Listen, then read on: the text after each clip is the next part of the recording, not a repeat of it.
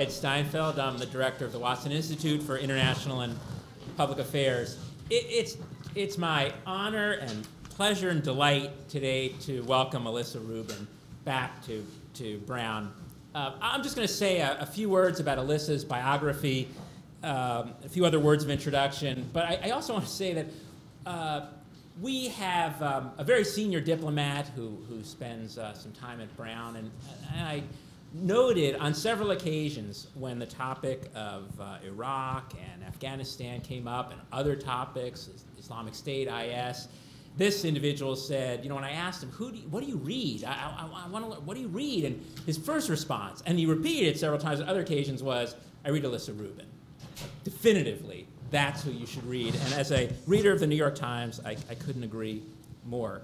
Alissa Rubin joined the New York Times in 2007 as a correspondent in Baghdad, where she covered the wars in Iraq and Afghanistan. She became bureau chief in Baghdad in the fall of 2008, and then the bureau chief in Kabul a little over a year later. Alissa served in Kabul as bureau chief for 4 years, but even after she left for Paris to become bureau chief in 2013, where she's currently still bureau chief, she continued to cover the advance of the Islamic State in northern and western Iraq. In 2014, as I'm sure many of you know, Alissa was very seriously wounded in a helicopter crash in Kurdistan while she was covering the plight of the Yazidi people, and the helicopter was delivering aid to the Yazidis. On that aid mission, the pilot of the helicopter, General Majid Ahmed Sadi, was killed. In 2016, again, as I'm sure you all know, Alissa received the Pulitzer Prize for international reporting particularly for her 2015 coverage of the plight and experience of women in Afghanistan. Prior to her work at the New York Times, Alissa had an equally distinguished career as a correspondent for the LA Times in Iraq, and prior to that in the Balkans. Alissa is a 1980 graduate of Brown, where she concentrated in Renaissance studies and the classics, Latin. Hooray for a liberal education. And well used. Alissa is going to speak for 20-25 minutes, and then afterward, she's going to have a dialogue, an interview with Professor Kathy Lutz. Kathy Lutz is the Thomas J. Watson Family Professor of Anthropology and International and Public Affairs in both the Anthropology Department and Watson Institute. She's the author of many books and articles. Among her books include Breaking Ranks and Homefront. Also, as I hope you're aware, Kathy is the director and the founder and the creative inspiration behind the Costs of War project, which has traced the full array of costs, human costs, of the wars in Afghanistan and Iraq, and also Syria and the related violence in Pakistan. Just before beginning, I also want to especially thank David Korn from Mother Jones, also a Brown alum, because really it was David who made this whole visit possible and has done a number of great things for us over the past year. So with that, let me turn it over to you, Alissa. Alissa Rubin.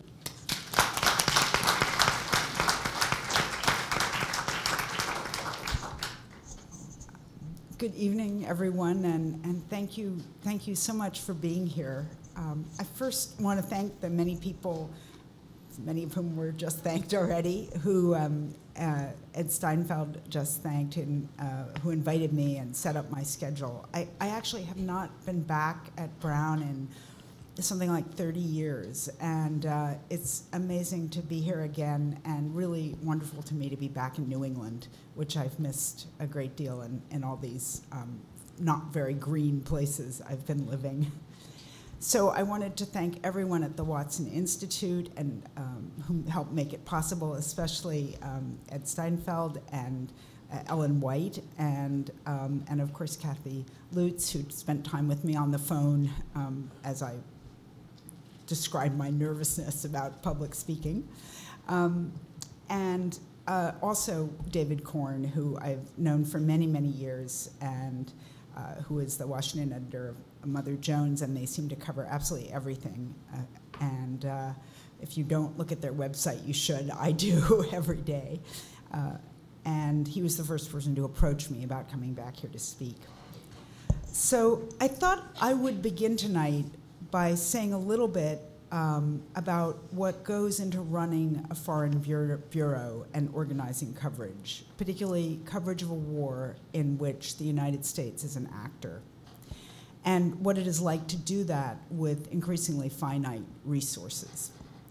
So I don't think you need to know much more about me. I have been a bureau chief in, as Ed said, for different publications in the Balkans, in Afghanistan, and in Iraq, and now most recently in Paris. And they're obviously very, very different places. So a lot of people I've discovered are not really familiar with what it takes to bring reports from a war zone, how expensive it is, how logistically challenging it can be, and how many human resources it takes. It's one reason, in addition to the drop in print sort of advertising, that print publications have started to charge for content, those print publications that are really committed to overseas reporting. And with that in mind, something that we've learned at the New York Times is that most of our readers, the vast, vast majority, it's overwhelming, do not understand what a dateline means on a story. So, for instance, when it says Oshkosh, Michigan, and then is about, you know, a company in Oshkosh, Michigan, people do not realize that the reporter actually is in Oshkosh, Michigan. Alternatively, if the story says Mosul, Iraq, it means the reporter is actually in Mosul. So if readers don't understand that, there's a difference, that they don't see that there's a difference between publications that go out and get firsthand information and those that just consolidate, or I shouldn't say just, that consolidate reports from a mix of news sources. It means that no one really understands why they might pay for that and what the difference might be in material that actually comes from the place where events are happening. And this is, I think, really an important part of the distinction between real news and the debate about real news and fake news. And often the difference is whether or not the accounts can really be trusted and how solidly they're based.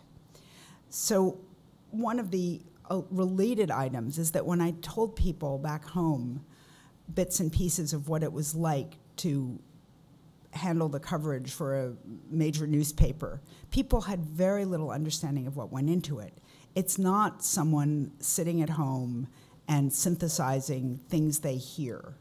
At the height of the war in Iraq, our bureau at the New York Times employed more than 100 people, and it cost about $1 million a year. Afghanistan was somewhat less than that, but many of those people were going out and doing reporting on the ground. And that is increasingly important as we see the military really going into the business of trying to manage the message. And they want the press to be there, but they want them to cover it through embeds. And of course, that is one of the big reasons for that is they can control what you see and even often what you write by sort of being very sure that you only get on the record comments that are there, you know, made to be fairly anodyne. Diplomats are now offering a similar version of the military embed where you go with a diplomat, whether that's an ambassador or an assistant secretary of state, and you do a tour of something. And it's interesting, and you learn something, but it's certainly not the whole story. And for me, journalists are a lot like historians and anthropologists, and they should be taking readers beyond the fighting or a particular part of a theater of conflict and looking at a sort of larger picture and sort of the underside of what's happening. And that can mean the politics, it can mean the impact on civilians, it can mean drawing a portrait of the fighters on all sides. And that's especially true now that we're living in an age of almost completely guerrilla wars. And so it's important that newspapers and publications spend money on actually getting people there. And I say this a lot to my editors when they don't want to send us on particular trips, because I think people forget too easily that you just can't take anything for granted. Increasingly, the question I get up and ask myself every day is what is it our responsibility to cover as journalists in any particular place, whether that's the war zone of Iraq or the middle of Paris, or it would be true if I were in New Delhi or Rio de Janeiro. It's sort of, what does the world need to know? And to give you a sense of what goes into that question, I wanted to use one example of one fairly complex news story that I worked on, but it serves to kind of give you an introduction to what it means to gather news in some of these more complicated places. And it involves another Brown alumnus. So in late 2010, James Risen, who I'm not sure, I think he's 1977, called me up and he said, I'm working on this story about a road in Afghanistan, and would you be interested in helping me out? And I said, well, sure, where's the road? Well, the road was a really bad road that went from south of Kabul all the way into Pakistan through Taliban-held territory. He said, I'm hearing that it's really a mess of a road, and we need to, I want to try to write a story about how all these infrastructure projects are a disaster. I thought, okay, well, I guess so. So it turned out to be, the story was, the US government had a contract for building this highway. It was called the Gardez Host Highway. Gardez is one province, Host is another. And there were enormous cost overruns. And less than a year after it had been completed, it was literally falling apart. And I was very doubtful when Jim told me that, but when I finally got there to see it, indeed, the road was literally falling off the mountain. So large chunks of it had tumbled down the slope. So it was not only very expensive, but it didn't do even the thing that a road is supposed to do, which is to stay put. So, but we wanted to look at it because of the amount of money the US was spending on Afghan reconstruction, and specifically on infrastructure. I think it was as of about fiscal 2015, the total was about between 105 and 110 billion dollars. Just this is non-military spending. If you think of all the things you could spend about 110 billion dollars on, it's extraordinary. But many of these projects, not just this one, ended up having not much to show for what had been spent. Another example is they built a enormous generator in Kandahar, which is a city in the south, sort of southwest of Afghanistan, but it ran on a kind of fuel which was not available in the country, with the result that it could never be used. So the US regrettably did not have a very good record. So in this case, the Gardez Host Highway had these enormous cost overruns. So the total came out to, I think, about $77 million, which was more than double the original estimates. I mean, this was not a big, it's 64 miles. It's not that long. So it's more than $2 million per mile, which is quite unimaginable. And it was of notoriously bad quality, so that people would go off the road to avoid it. And I had also heard that some of the money had gone to paying off people to protect the road crews as they were building it. And the people who were being paid to protect the road crews were simultaneously attacking the road crews, so that there would be a reason for them to continue to be hired to protect the road crews. And as it happened, the protection/security company was linked to the Haqqani network, which you may or may not know, but it's a very ugly, cruel, and extremely well-trained sort of offshoot of the Taliban based just near, sort of past the end of the road in Host, over the border in Pakistan, in Miran Shah. And it's somewhat well known for having been the people who held one of my colleagues as a hostage for 8 months, David Rode, who you may have heard about. So we didn't know very much at the start, but we each had long interview lists, and Jim was working on it in Washington, and I was working on it in Kabul. And this was a story where we really wanted to nail it down. We didn't want to base any of it on hearsay, so I knew I had to go myself and look at the road. So what did that entail? Well, first of all, you need to have the two of us, one of us in Washington and one in Kabul. Secondly, you needed an Afghan staff that spoke at least 2 major languages in addition to English, Dari and Pashto, because it was in an area that was Pashto, where Pashto was spoken, and it was, but you had to deal with ministries to get various permissions and also to do interviews, and many ministers speak in Dari. And so that was one big thing. Then you also needed reliable cars. Those two words often do not come together in Afghanistan, with reliable drivers, yet more difficulty, and who were willing to go to a place where they were very, very close to the Taliban. And most Afghans have learned to stay away from the Taliban, so we're asking people to come there. Finally, because the road went through Taliban territory, we had to be able to figure out how to get there and get back without getting kidnapped.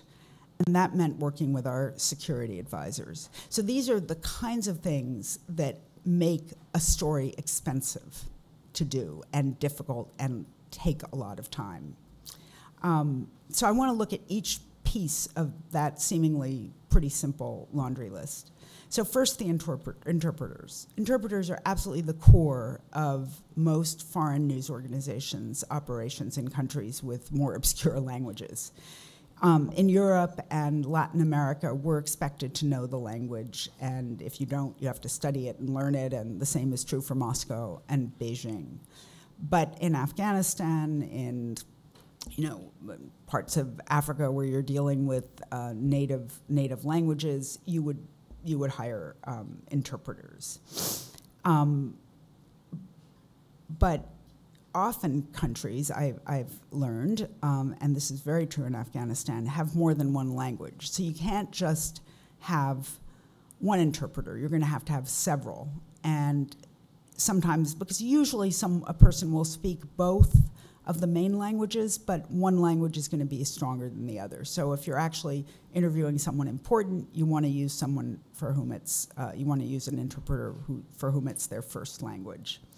Now, Afghanistan actually, just to give you an idea of the complexity, has sort of 5 languages that we had to deal with routinely: Pashto and Dari, and then Uzbek, Turkmen, and Nuristani. So putting together a bureau that can function is a very complex task. You're not going to be able to have all of those on your payroll at once. It's too expensive, and you're only going to need some of them some of the time, but you're going to want to have access to them. So you have to be both figure out who that person is when you do need them, and you're going to need to pay them. And we also have to rely a lot in Afghanistan on local Afghan freelancers who are sort of fixers, news gatherers, sometimes translators, but they are the people who can tell you whether it's worth it to come for a story. And they also can tell you how dangerous a place might be. So, for instance, you can't really get to Host any way other than by road. If you flew, you'd have to fly with the military, which you probably want to avoid doing. Because they are not going to particularly want you to do that story, so they're going to tell you you can't leave the base. So you absolutely don't want to be with the military. You also probably don't want to fly there on the one commercial company that goes there once a week, because its planes have a habit of falling out of the sky. So you're really limited, and you need help figuring out the best route places. So we had in Afghanistan, I think, 6 stringers, and we had 1 in host, so we got a sort of report from him. And he was someone who was quite good compared to some of our stringers. Many stringers, regrettably, make things up, for instance, which makes your job harder, because they think you want to hear a particular thing, they'll tell it to you. And it takes a little bit of time to get people persuaded that you actually want to know what's true.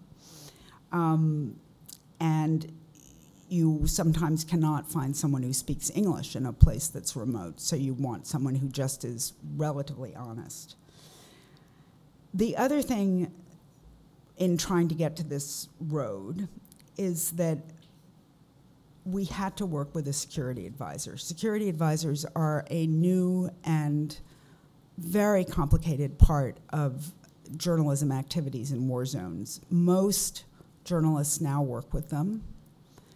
You have to make a lot of decisions about how you do it ethically. Do you travel with someone who has a gun or not?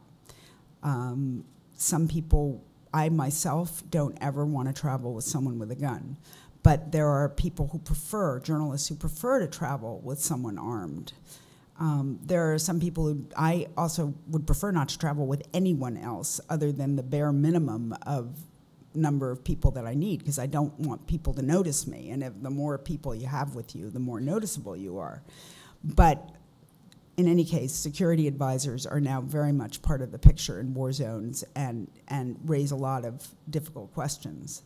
They're in fact a whole subject I could talk about for hours, because it is, and some of us do talk about it for hours, because it's very difficult to find advisors who actually help you and are not pathological in one way or another.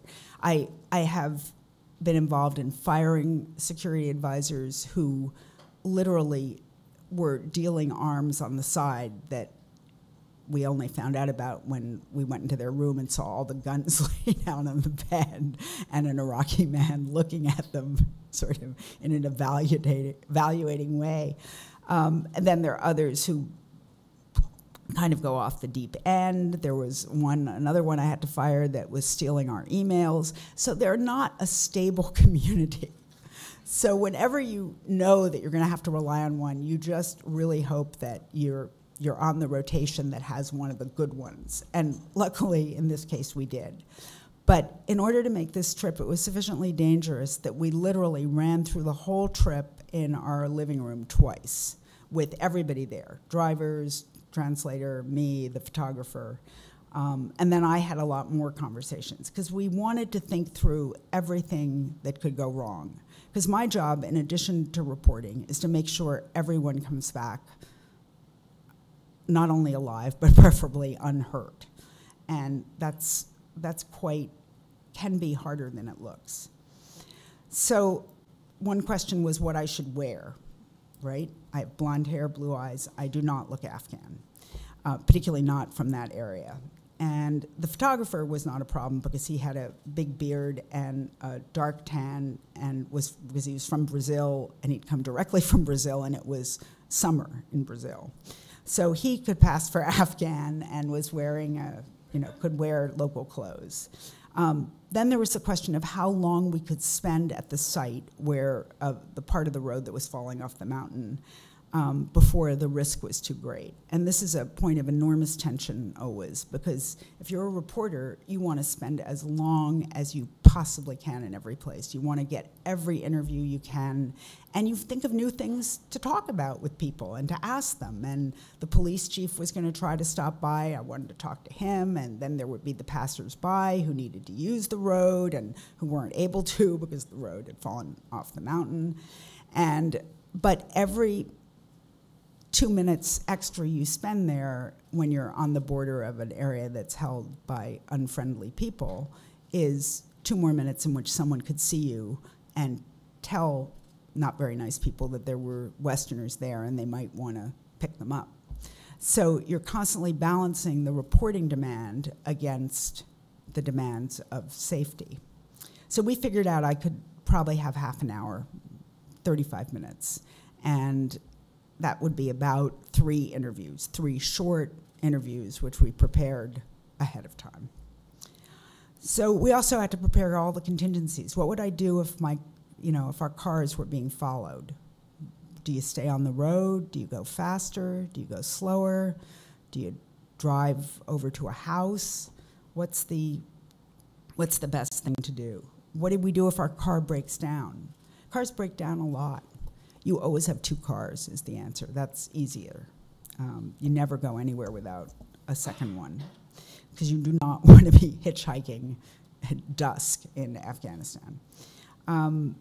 We put clean cell phones in the car, which had no sign of our drivers having ever worked for us, so that if we were stopped by an unfriendly checkpoint and they checked our phones, which they do, our drivers would be safe, because it would just look like they called their aunt or their mother or whatever, but it wouldn't have any of our numbers in it, except for maybe one person to contact, so that they could say, we just were picked up for the job 2 days ago. We don't know these people. They wanted to come down here. Westerners always wanting to go to stupid places, and you want them to be able to say that, because you want them at least to make it out, even if you haven't. And I had 2 outfits. I had a casual Afghan veil, which is what women wear in Kabul, and then I had a burqa, which was very sort of an experience in and of itself. And I started with the veil, and then when we got to the outskirts of Kabul, I put on the burqa, and then when we got to the place where I was doing the reporting, I took it off and put back on the veil, because I really cannot report in a burqa. I think it's very hard to do. And it seems very strange and awkward for a Westerner. It probably would be fine for some Afghan women journalists. And then I had my 30 minutes to get what we needed. So that's a very long trajectory, and I hope I haven't put you all to sleep. But it gives you some window on what it took to do one part of what was a very long story, and that it probably involved between us 50 interviews. But it was an important part of it that we had to get done. And it's something you can only do if a journalism organization is willing to invest in all those pieces to make it work. And I also think it's the only way you can get authentic information and authentic pictures that really tell you that this is what is happening. And indeed, the US is wasting a lot of money. That didn't prove, of course, the Taliban connection. That was proved separately, but it was part of it. So behind that, to continue this set of thoughts, is having a bureau where people can live and work in these parts of the world that are very troubled. And most people think that we live in the green zone. I can't tell, many people who are very thoughtful and smart just assume that journalists live in the green zone. Reporters almost never live in the green zone because, first of all, it doesn't exist in most war zones. There's no green zone in Syria, for instance. But even if it does, it's a very troubled choice to make, because you're automatically limiting who's going to be able to see you, because you may not be able to get in. Lots of people you might want to interview and know might not be able to even get in to see you. Even people who were, professors or something. It's too many checkpoints for them. It's too difficult. And second of all, you're reinforcing the belief that a lot of people have, and that's common in a lot of these countries, that the media works for or is paid for by the government. In Afghanistan, for instance, reporters would routinely get an envelope, Afghan reporters, every once a year from, I think, I don't remember if it was the Interior Ministry. So everybody got an envelope at like Eid. The envelope would have money in it, and they were basically paid to write the stories the ministry wanted. And it was just common, and people would claim they didn't really follow it, but they did, because at the end of the day, in a poor society, you need the money, and you don't want to do something that's going to cut off that supply. The other difficulty with the green zone is that there are people, well, you have to hire people who can get in, who therefore the green zone, whoever is managing it, will be willing to give badges to get in. And second of all, you have to worry that if something goes wrong, they might bring in someone who wasn't so friendly, and you would harm a lot of people. This kind of thing does happen, and you have to worry about that.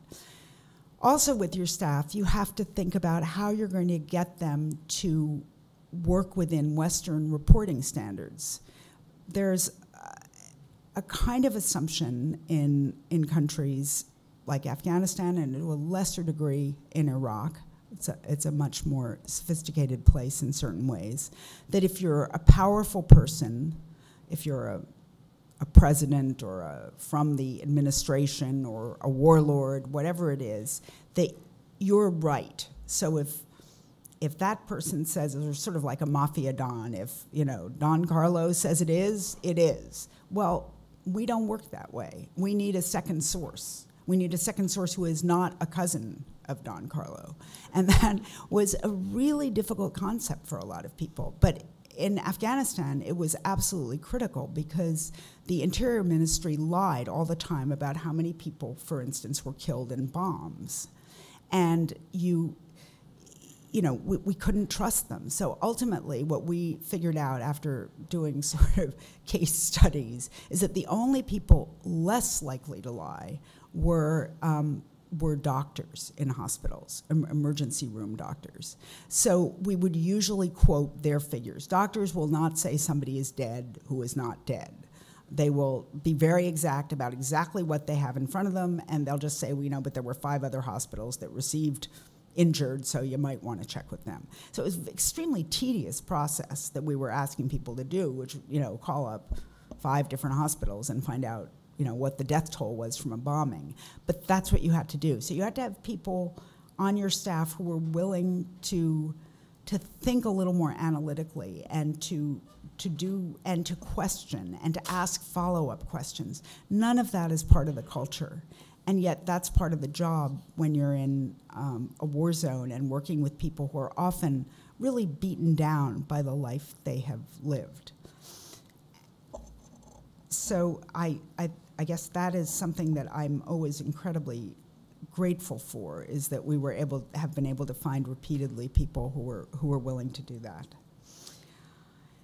And another side of this is that you have to hire people for whom it is not going to be too dangerous to work for you. I hadn't really understood this very well until towards the end of my time in Afghanistan, when we had one of our household staff. So he's a guy who opens the gate and cleans.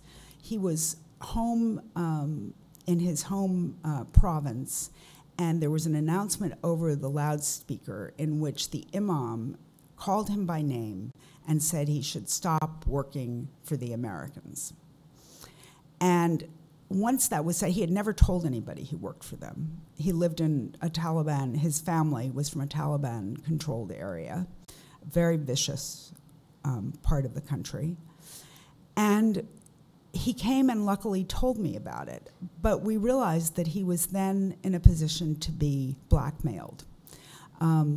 People would say, if you're going to continue to work for the Americans, something's going to happen to your family. Or if you won't let me in to where the Americans live that you're working for, something will happen to your family. And so we really had to worry about that. And ultimately, we had to send him home for a long time and continue to pay him. It wasn't his fault. But that kind of thing happens fairly routinely. Another kind of thing that happens is you fire someone because they're corrupt on your staff, and then they threaten to kill you, which was another set of circumstances, which but it's not so uncommon, actually. I've commiserated with other people about that. So then the last question is, or not the last, but one of them is, what do you, in a war zone, how do you decide what stories your readers need to know? What is the threshold of a story? How do you find time to do the long feature like The Road Story, which tells you something more emblematic of life, or a story about women in Afghanistan and how, what they're going to do if they're ever in a shelter and therefore are outcasts within their society? Because you also have to worry about the bombs that are going off, or shootings, or kidnappings, or whatever violence there is, because you are covering a war.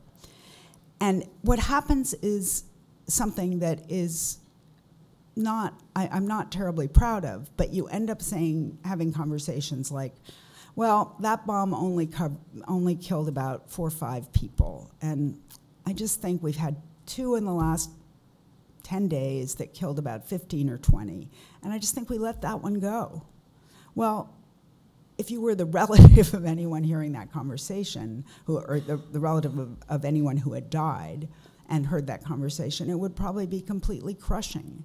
But as reporters, you have to make sort of cold decisions about resources, because A, the public, the readers won't read it, and B, it's hard to say why that bomb particularly matters.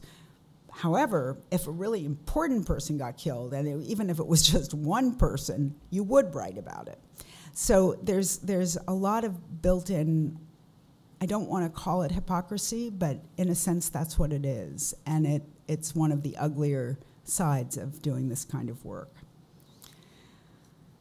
So there used to be, I think, a lot more for all of you, for the public, in terms of coverage of wars.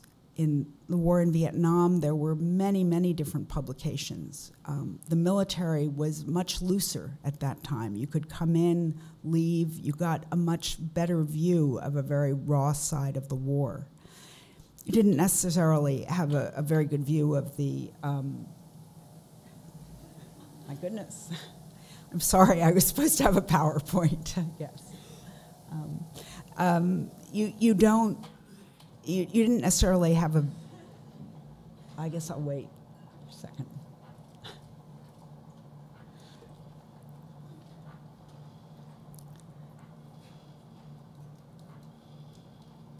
Okay.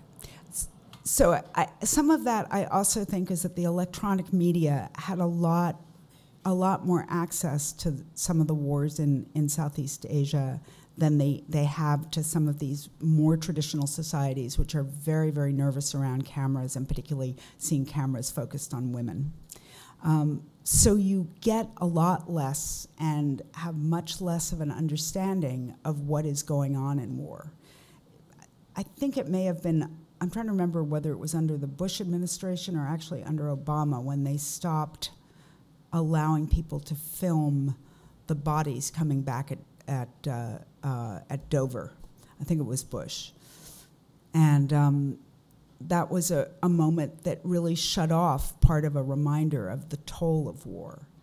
So with fewer and fewer news organizations that are able to afford to send reporters and photographers, television often not able to access places where there's danger, Americans are learning more and more about war based on sources that have never been there and never actually looked at places. And that almost always means that they report in a way that glosses over the ambiguities, and instead they get the idea that there's a coherent story. And war isn't coherent, and there are almost always things you cannot explain. And if you're actually there, what you can do is ask enough questions and hear enough theories about why something happened or how something happened, that you can patch together some different ideas about it that help people understand what's going on and about what makes war very difficult to both wage, so to speak, but also what makes peace so hard to negotiate. So I fear that we're in for a long period of understanding less rather than more, which is not a very cheery way to end, but I couldn't think of anything really cheery to say about it. So thank you.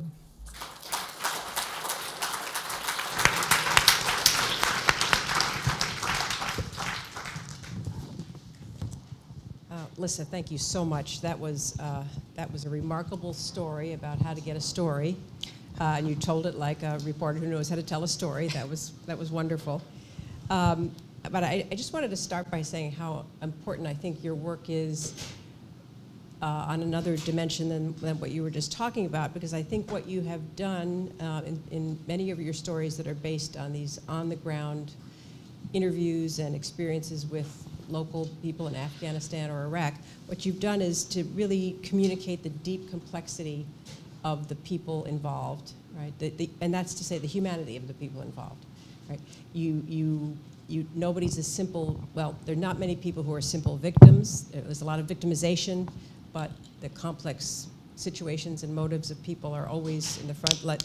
No simple perpetrators even, lots of horrible crimes, but you portray everyone and in ways that with a complexity that you only can if you've been living in these places and being with people for so long. And I appreciate you gave us this incredible story about how difficult it is to even get into those situations that you need to be in. And I think that the deep country experience that you have and this laborious work of documenting the war is in this largest context. It really contrasts with the image that most people have of war reporting, which is the reporter as a kind of soldier tag-along with pen and camera blazing, just sort of running into and following the sort of bouncing image of the backside of a line of troops. But your approach is really anthropological, I think, or ethnographic in a sense. You explain what the real impact of war is on local people. And so what I wanted to, my first question out of this observation is what has the response been to these kinds of stories? What are the challenges of telling them? I mean, you give us some sense just tonight here of what they are, but of telling them rather than the more standard story of this war strategy, of war, the stories that war planners will tell, that the militaries will tell about what they're doing, which is often a simplified story. Do I have to push something? Or? I think you're going. Okay, good. Well, the reaction really varies depending on the story. But in general, people like reading about other people and finding that they can identify with some part of it. And I hope that it humanizes some of what the experience of war is, so it's not just people doing something you can't imagine doing, but I have the sense that it does. People are often shocked by the level of human cruelty, and I want them to be shocked. I mean, I often think about that when I'm writing, because I'm shocked when I'm reporting it. And so if you can take people enough inside a world that seems like what you need to do to really help them understand what's going on. And I think people like to go there for the most part. But of course it's self-selecting, because there are all those people who just didn't bother to read the story. The war reporting that happens, though, and that brings people into the punditry tends to be the more strategic sort, right? Do these stories, do you think, get the kind of retelling and circulation that they deserve? Well, you know, it's really hard for me to say. I mean, punditry is always going to be at a kind of political level, and the stories I tell are a kind of more quiet kind of politics, but it is a politics as well. And I think it's one reason people often switch off pundits, because they just feel they're bloviating. Mm-hmm. And I also write stories that have to do with strategy and that sort of thing, because you have to be sort of multi-dexterous when you're in this kind of job, and they can be really interesting. I mean, people who strategize about how to win a war have thought really hard about it, and they usually are quite, and it's quite interesting to ask them why they are interested in that, because I find that difficult to understand, maybe, although not when you hear them talk about it. So I guess that I do wish that people paid more attention to civilian consequences, because I think what the strategists miss is that, in fact, you cannot get a population on your side if you are also killing some of them. And when you are bombing places to get rid of bad guys, you're always going to lose some good guys too. And, you know, assuming anything is that clear cut. But the part that I'm writing about and trying to get at, in my mind, is not separate. It should be integral to the whole picture. I think one of the things about reporting, maybe as a woman or reporting as a distinctive personality, is that you bring your own special questions to the job, right? And you've given us lots of examples of how you're asking questions that come out of a particular kind of curiosity you have about, again, the situation for civilians in war zones, for example. And how important do you think that is? Do you think there needs to be more diversity of voices in some of the kinds of reporting that gets done, so that there is a more complex picture that's being drawn? Oh, definitely. I think that war, you know, to me, war reporting is like reporting on life, and I think we should think about it like that. It's extremely varied. There are lots of different kinds of stories that fit within it, and there are lots of different narratives within a war. There's not one narrative. There are always different sides, and the narratives are going to be different. On, you know, the side that is richer and has more weapons is thinking about one thing. The side that is poorer and has less is thinking about another. There are certainly civilians and women. There's a level of environmental reporting that can be part of war. There's enormous contamination issues around some of the use of various lead items, illegal arms that are used, you know, illegal bombs like the cluster bombs. There's a whole range of questions that you can look at. There's a lot of epidemiology to war. I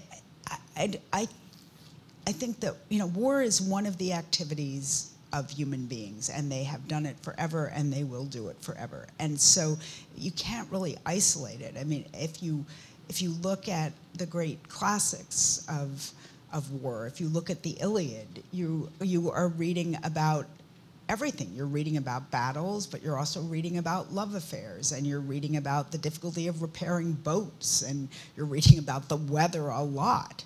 And those are all part of thinking and understanding the zone of conflict. And so I guess I hope that as time goes on, we think more and more holistically about it and see it as a rather violent but inevitable part of existence, not as an exception.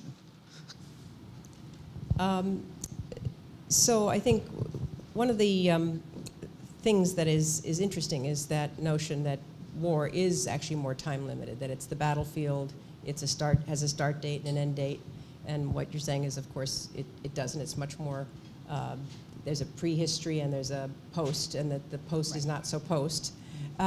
So if you were to imagine how reporting should best happen, war reporting should best happen before war start, what kinds of things do you think people should be looking at? In other words, for example, the Korean situation. If we're in the Second Korean War period right now, what should journalists be asking that might contribute to better understanding and potentially policy choices that are more constructive than belligerent?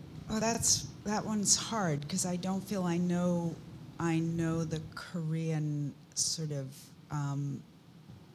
way of thinking and looking at things. But, you know, I think you want, I mean, I'm very interested in this development that we're seeing now there of South Korea reaching out to North Korea. And I think we always forget, it's a little bit like East and West Germany as well, how much there are ties on both sides. And you know, why is South Korea reaching out? Are the reasons more economic? Are they more that they have share the peninsula and are there relatives on both sides? I don't feel I know that story very well. And I think that is important to understand. And then how that in turn faces off with the United States and the West. Where do they fit in that picture, or do they not fit? Are we now kind of not part of that story? But at the same time, we have to be involved and invested in it because the North keeps threatening to bomb us. So I just think you want to ask questions about how the relationships work at the ground level, because they must be there. It's like the Iran-Iraq war. I mean, Iraqis are terribly dependent right now on Iran, but they don't like being dependent on them. And so, because they remember lots of times the Iranians did horrible things to them. So, but you have to understand that it's a delicate picture. It's not they're friends, they're enemies. Nothing is quite that stark. Well, so there's reporting on the pre-war, which again I think you've suggested some ways it could go. Maybe also just understanding threat perception on the ground in several contexts: U.S., North Korea, South Korea. But there's also the idea of the post-war, and I know you're interested in the unintended consequences of military activity, and so I wonder if you could describe what the post-war is, again with the post in quotes, post-war Iraq is like. Obviously the North is one situation, the South another, but how do you report that kind of context, which is so common around the world? Well, I think you always want to go back and see what happened to people who were disfavored by the war. You want to look at what the losers are doing, and because the losers are the ones who carry the seeds of the next war. And if you go to Iraq now, I just came back about a week ago, you can see new lines and new divisions and new ways that tensions are building. And for instance, one of the things that is now overwhelmingly evident is the power of militias. They're all over.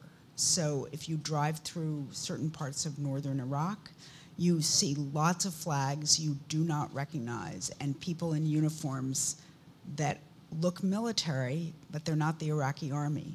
So who are they? So in that, and they're there in part because there's enough of a vacuum still that somebody is needed to keep order. But who is doing that, and what is their interest, and why are they there? A lot of them are Iranian-backed militias that are there for a variety of reasons, but they've been paid to be there, and they are maintaining Iran's access across northern Iraq. But it's one of those moments where you see, if you also talk to the losers, the Sunni population, for instance, you see where they are seething with anger. They feel cheated. And so what is going to change that? Then that becomes the question for policymakers. Is there a way to change that? What we can do as journalists is show what the problem looks like, and then someone will either do something about it or not. But I think that's our sort of duty, is to try to explain that. You've also said that you're interested in the structural aspects of war, meaning reporting not just the moment-to-moment sort of politics like this, but also looking at this Brodelian longue durée of things like changing climate or this sort of more middle level change in the technologies of war. And I wonder if you could say a little bit more about that, how you report something on that time scale. Well, one of the things that you can report, and I don't really do this reporting myself, but it's really fascinating, is looking at the weapons that are used, the weapons both that are used by states and the weapons that are used by non-state actors. And they've become more and more sophisticated, and as people build up their capacity to kill and damage and maim other human beings, that makes the whole picture that much darker and that much more difficult to put back together after a war. Similarly, the sheer size of the bombs that are being used in some theaters now. I'm sure everyone here has, at one time or another, seen pictures of Syria right now, the Syrian cities. It's extraordinary. They're just heaps of concrete. I can't imagine what thing you could use to even drag them away and start over. So you have these vast urban landscapes being made really across the Middle East right now. I mean, you have them in Yemen, you have them in parts of Iraq, you have them in Syria, where it's almost like these are our monuments of this era. And it's something that we didn't used to be able to do. And so that, to me, is also quite interesting to look at. And there are other aspects of war. You know, there was the possibility, for instance, it didn't happen, but it easily could have, that a dam on a river, the most important dam on the Tigris River, could have been blown up during the war in Iraq. Well, that would have altered geography. That's the kind of thing that makes a big difference in how history develops in a place. And so I do think that's a very interesting part, and something we often kind of miss that because because there's so much going on in the day-to-day that you don't look at that larger picture. But you try to bring that into your reporting where you can. You certainly Based on try, other people's even work, at least, but- you know, I mean, I won't be able to write about northern Iraq without writing about these masses of concrete that, you know, any crane looks tiny next to them. Yeah, why don't we do that? There's a number of questions I'm sure students have that are where we have the two microphones, and maybe you could come up to the microphone if you don't mind.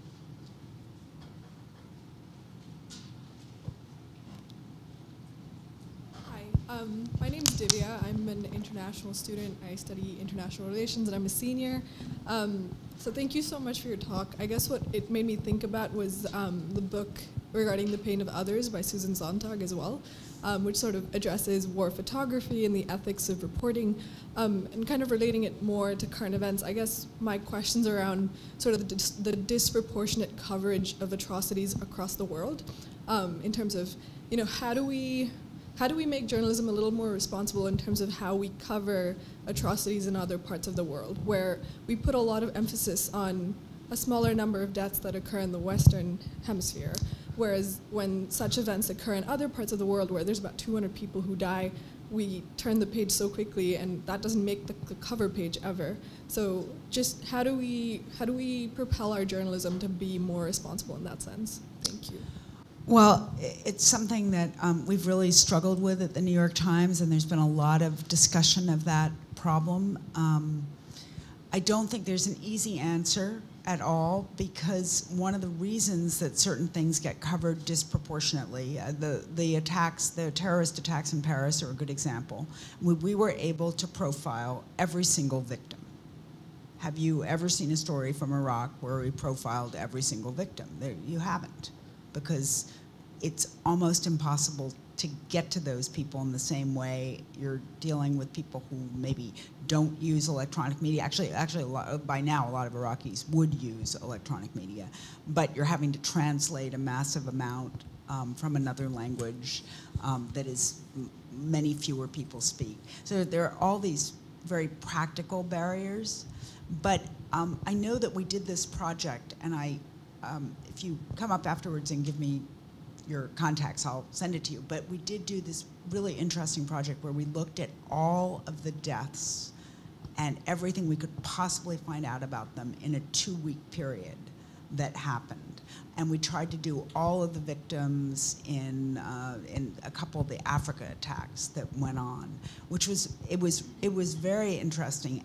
It took an extraordinary level of work. And I think the best thing you can do is encourage large news organizations that have the resources not to neglect that, because it was revealing and it humanized a great deal tragedies that were otherwise completely abstract to people. But it is an enormous use of time in a way that it's going to be much less a use of time if you're dealing with a more Western familiar landscape. And that's not a very politically correct answer, but I think it's an honest one.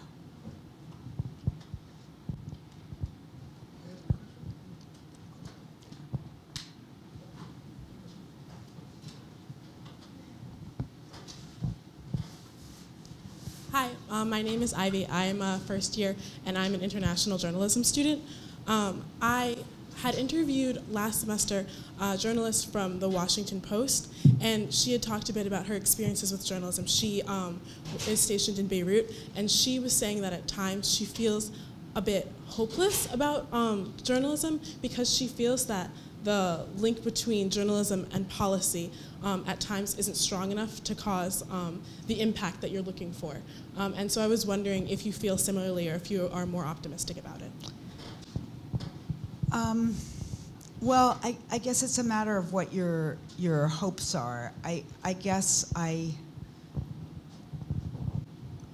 don't have many hopes that anyone would change their policies because of what I write, but I wish they would. It would be nice, but they're not going to, because it's really hard to change policy.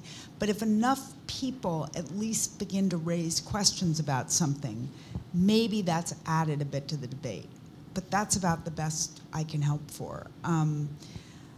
But I think realistically, journalism has limited ability to change things, but if there's enough of it, and it's why it's so important not to just have the New York Times and the Washington Post. There needs to be more voices out there going out and reporting certainly in foreign places, and not just wars. I mean, it's been fascinating to read about artificial intelligence, that, projects that are being done in China in, large numbers. We aren't doing anything quite on that scale yet. It's really important to understand about, prisons in Brazil. It's important to understand what the world looks like in a more and more globalized landscape. And it's, at our peril, we ignore it. And so you hope that that you can sort of encourage more expenditure on that by private and public entities. But that's the only way you're going to sort of gradually filter into policy. But it's a never-ending task. And I expect, if I were living a century from now or a century before, I would be saying the same thing.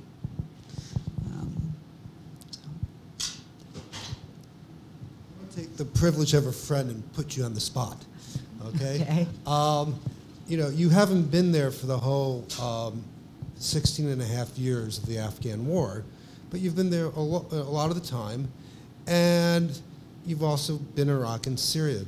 But focusing more on Afghanistan, I want, at this point, how do you assess the point of us being there? I mean, you cover the roads, the daily bombings, the changes in military strategy, and all the important elements of it.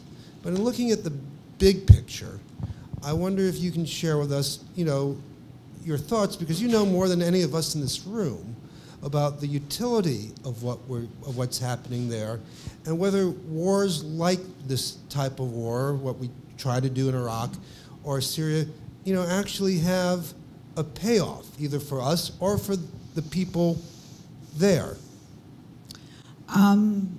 Okay, it's a great question.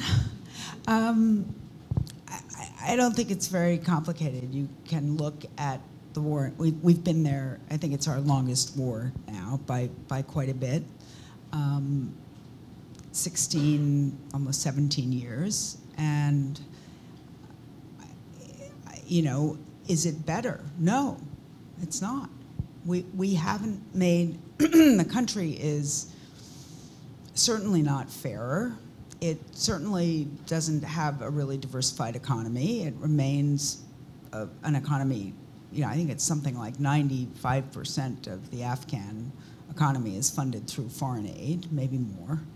The one piece of the economy that works is the opium production, which actually works very well, and I think should give us great hope that if Afghans could find something legal to make, they could actually do it quite well, because they have organized it all the way from the farm gate all the way up to the manufacturing level extremely efficiently. But I think there's only one reason we're there now, and I've been thinking about this a lot because Donald Trump just decided to send in some more people because more areas are being taken by the Taliban. I'm sure the military recommended that. The military's general solution is more bodies, more of us, more of our weapons, more of our expertise. But it won't make a difference because the fundamentals are not going to change. It will do one thing, though, that strategically the United States has to worry about, which is if they don't do it, there will be more ungoverned space where Al-Qaeda, Islamic State, whatever you want to call it or whatever its next name is, will be able to proliferate as they did during the 1990s. And we certainly rued the day we allowed that to happen. And I think arguably it would just happen again. So that you have to balance. Do you want to spend that money to basically put your finger in the dike and stop everything from falling apart? Nobody would choose to spend their money on that. But because we failed for the last 16 years to make any real difference and fostered essentially largely corrupt government, I don't think intentionally, but we were always choosing the lesser of two evils, and it was still not a very good choice. We're left in this very unhappy position where the Afghans cannot defend their own territory, and arguably they don't. I mean, I'm even a little bit stumped about what you should say is their territory. You know, was President Karzai really the mayor of Kabul, not the president of a country? To what extent did the government's writ extend? Not very far. So I guess my own view is that we're left with a very unfortunate choice, and I can't say I think we should leave and leave more space for people who will be terrorists eventually. Because we're running out of time, I'd like to leave the last word to both Kathy and Alissa. Do you have one final question? Well, just one of the things that you write about, you're very interested not just in the victims and the perpetrators of violence, but in the bystander. And on that, most of us are kind of bystanders. So you're very interested in what your audience needs to know. What do you think the bystanders of this war here at home need to know that has not yet been reported? What would help move us off that passive role, maybe? Well, I guess I think the most important thing is for people to really think hard about what the U.S. brings when it goes into war zones, because it often has not worked out well.